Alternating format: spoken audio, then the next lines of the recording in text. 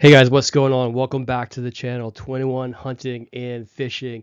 And today I am going to do a follow-up topic as you saw on this coyote release reintroduction dilemma that they're having in Colorado. So let's get started. I'm going to read an article entitled let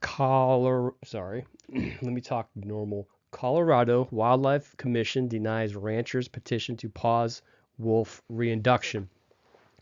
So this is an interesting story to me, and I think as as anglers and hunters, we always need to be paying attention to things that's happening in other states because that good, bad, or indifferent, what happens in one state becomes a precedent in another state. Whether you like it or not, whether the science says it should or shouldn't be. Remember, a lot of these things have nothing to do with science. It has a lot to do with ballot box biology.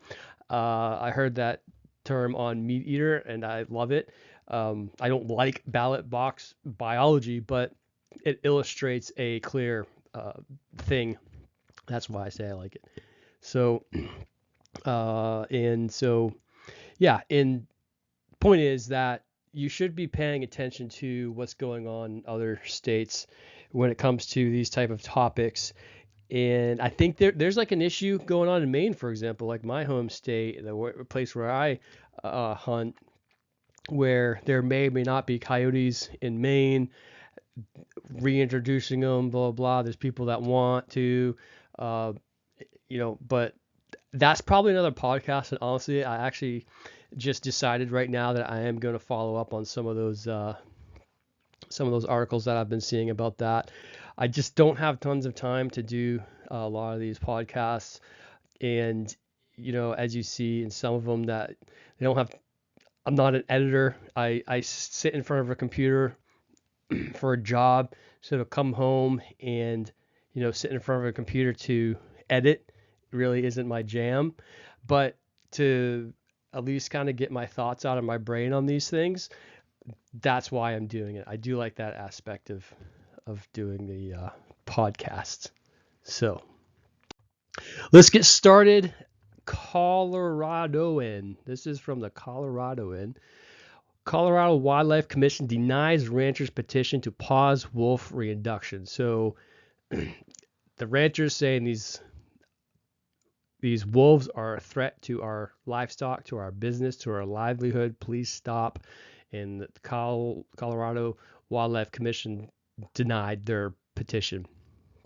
And this article gets into a lot of details and the murkiness in the thing that you see a lot in when government starts meddling in things like taking wolves from Canada and bringing them somewhere else, or like messing with the free market. Like there's all these other second and third order effects that they don't think about when they do stuff like this.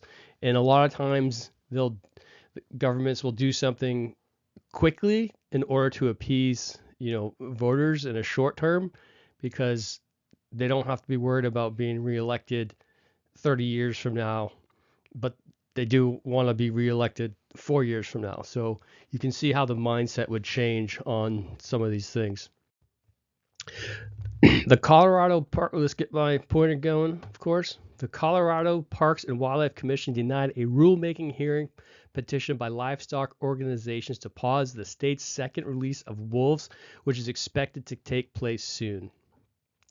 I didn't say the date of this article. I hope you caught it in the slide. I can't go back, or because the way this records, I can't go back to see it.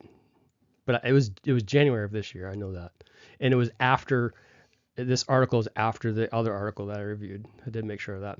Sorry. Admin note. The commission voted 10-1 to deny the petition after hearing from nearly 80 people during the public comment period at its meeting Wednesday in Denver. So there's someone that's on the side of the ranchers. Jay Touchton commission member representing outdoor recreation parks, utilization, and non-consumptive wildlife voted against the petition. A pause right now means we lose an entire year, he said before voting. If we don't go forward, we kind of trash the program and we'll be sitting here next year making no progress and we'll have learned nothing.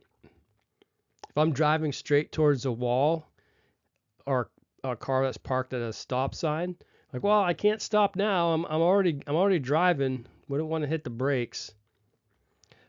Marie Haskett, a commission member representing sports persons and outfitters from Meeker, was the lone vote to approve the petition.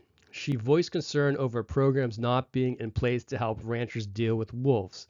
Wyoming did the reintroduction in 8 years, and CPW did it in 3 years. We are rushed, she said before voting.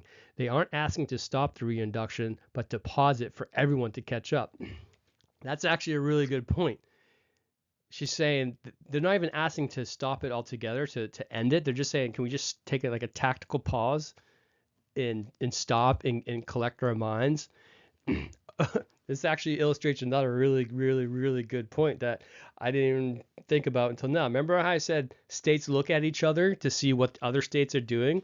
So and this is a positive thing, she looked at Wyoming and said, hey, wait, they took 8 years, so let's just slow down. Let's be more like Wyoming. Do you want your state to be more like Colorado in this case? I don't know. It's not for you to decide.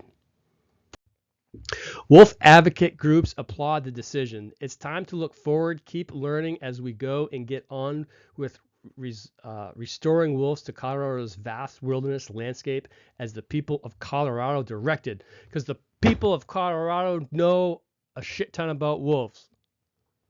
Rob Edward, president of the Rocky Mountain Wolf Project, told the Coloradoan after the vote.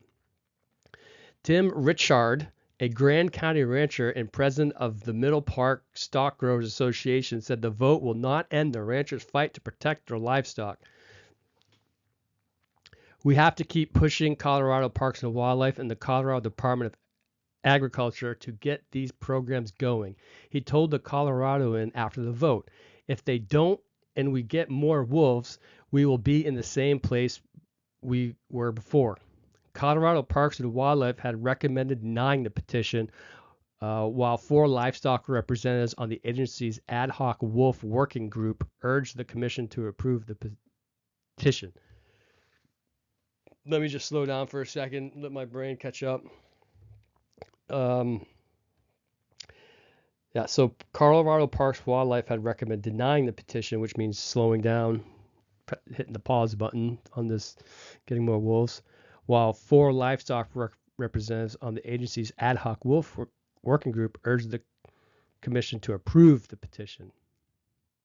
I'm sorry, I got that backwards. Again, like how these things are written, like so Colorado Parks and Wildlife recommend denying the petition. Which, I'm sorry, I said that backwards. So continue to go straight forward and hit the car in front of them. While 4 livestock representatives on the agency's ad hoc wolf working group urged the commission to approve the petition. Yeah, so the livestock people want this particular petition to slow down the wolf reintroduction approved. The state's wildlife agency said its recommendation was based on it addressing the 7 points outlined in the petition through its ongoing beefed up implementation of wolf conflict mitigation strategies. The livestock groups, including the ad hoc livestock representatives, urged those strategies are not yet fully in place and won't be in place when up to 15 wolves captured in British Columbia are reached in Garfield, Eagle, or Pitkin counties between January and March. So this is also something I find really odd about this whole thing. Imagine you were just captured one day and you were told you need to go live in this house now. It might be a nice house. It might have food that you like to eat. It might have the weather that you like, but you didn't ask for that. Where are the animal rights folks here saying stop capturing animals and telling them where they're going to live? Wildlife Commission here's recommendation of chronic depredation definition. The commission also heard for the first time Colorado Parks and Wildlife's recommendation definition of wolf chronic depredation, but did not take action on it. The agency formed an ad hoc committee in the summer with representation from the livestock industry as well as wolf advocates to help it define chronic depredation. A key element of the agency's recommendation definition includes 3 or more depredation events, 24-hour period, caused by the same wolf or wolves within a 30-day period. It stated that there needs to be clear and convincing evidence that at least one of the depredation events was caused by wolves. This again, I think I mentioned this on the other podcast. So how do we number? Do we put jersey numbers on these wolves so we know which one's which and which one's attacking the cows which? Is there a scoreboard somewhere? This is the stuff that people don't think about when they vote to reintroduce wolves to Colorado. I don't know why the general public is now, everyone's a biologist. I think I love the voting process, don't get me wrong, but I do think you can put things on ballots that shouldn't be there.